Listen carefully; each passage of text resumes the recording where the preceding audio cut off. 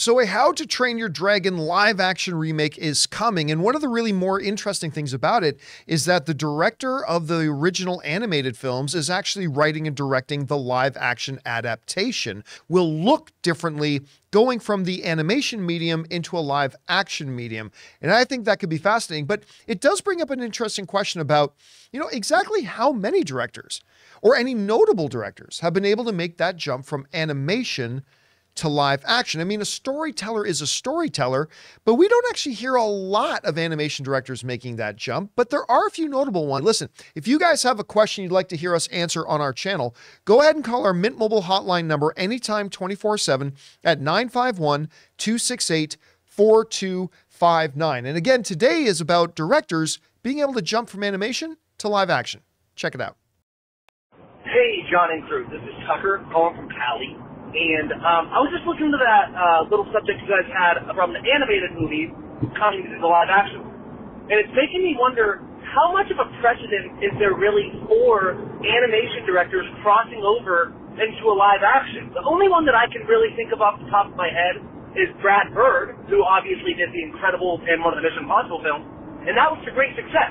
But I'm wondering, are there other examples of this? Do you think this is the right move? Is there any cause for concern, or should we be excited? Let me know what you think. Thank you. Thanks a lot, Tucker. And that's a very interesting question. It used to be that the most rare of species you could spot in the wild, I mean, this is going back maybe a decade or two, was actors who had become big stars by being television stars, successfully transitioned, at least notable ones, who started off and really cut their teeth in animation, maybe got kind of big in animation, and then transitioned over to live action. But there are a few.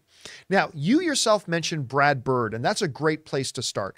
Brad Bird, of course, who started things off with The Incredibles, absolutely fantastic. Love those movies. And he went on, like you said, to do a Mission Impossible film. He even did that film with George Clooney, Tomorrowland. Okay, not the best movie, granted, but it was a big, broad-visioned, audacious kind of sci-fi film that he went and tackled. So there's him.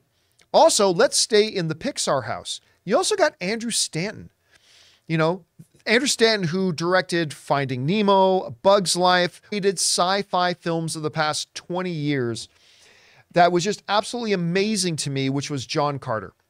Should have been called John Carter of Mars. The movie completely flopped, but it was fantastic. But not only did he do John Carter, he then went on to direct a lot of television. He directed several episodes of Stranger Things, Legion, and hey, Ray, he directed a bunch of episodes of For All Mankind. Oh, yeah. Right? That's not... Now, Dave Filoni really became a name by doing Star Wars animation.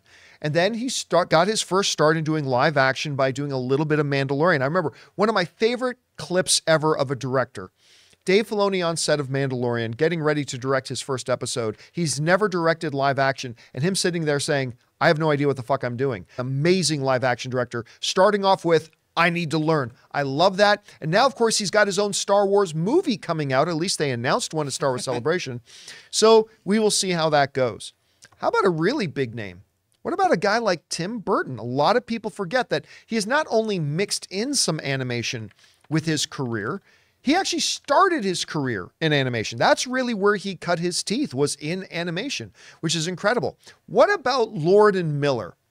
The Cloudy with a Chance of Meatballs guys, who've gone on, of course, they're the producers and the main creative forces behind the Spider-Verse movies, but they did the 21 Jump Street movies, which is just incredible. And they almost did, or at least sort of did, a live-action Solo movie. And, of course, there's a lot of drama behind that as well, and that went a little bit off the rails.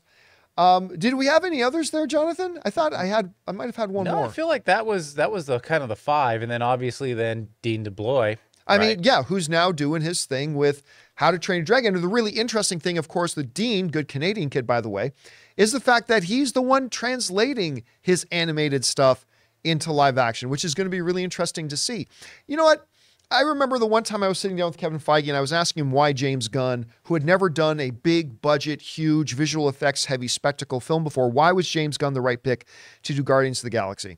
And Kevin Feige said, because a good storyteller is a good story. Just like TV actors becoming movie stars is now a lot more regular today, maybe we'll see more of those moving forward as well. We want to thank a sponsor of this video, Mint Mobile. From the gas pump to the grocery store, your utility bills and favorite streaming services, inflation is everywhere. Seriously, make it stop. Thankfully, there's one company out there that's giving you a much needed break. It's Mint Mobile. As the first company to sell premium wireless service online only, Mint Mobile lets you order from home and save a ton with phone plans starting at just $15 a month. You guys know that ever since I switched to Mint Mobile, I've been saving almost 70% a month over my old phone plan. For people looking for extra savings this year, Mint Mobile offers premium wireless for just $15 a month. By going online only and eliminating the traditional cost of retail, Mint Mobile passes the significant savings on to you. All of their plans come with unlimited talk and text plus high-speed data delivered on the nation's largest 5G network. Use your own phone with any Mint Mobile plan and keep your same phone number along with all your existing contacts. Switch to Mint Mobile and get premium wireless service starting at just $15. Cut your wireless bill to $15 a month at mintmobile.com/Campea.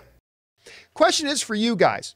Can you think of other animation directors who really cut their teeth and got started there, maybe developed their name there, that were then able to move on and become live action? Hey guys, thanks a lot for watching our video. Make sure you click the thumbs up button and subscribe to our channel. And by the way, we do the John Campea Show podcast every day, so go and subscribe to it on Spotify, Apple Podcasts, or whatever your favorite podcasting app of choice is.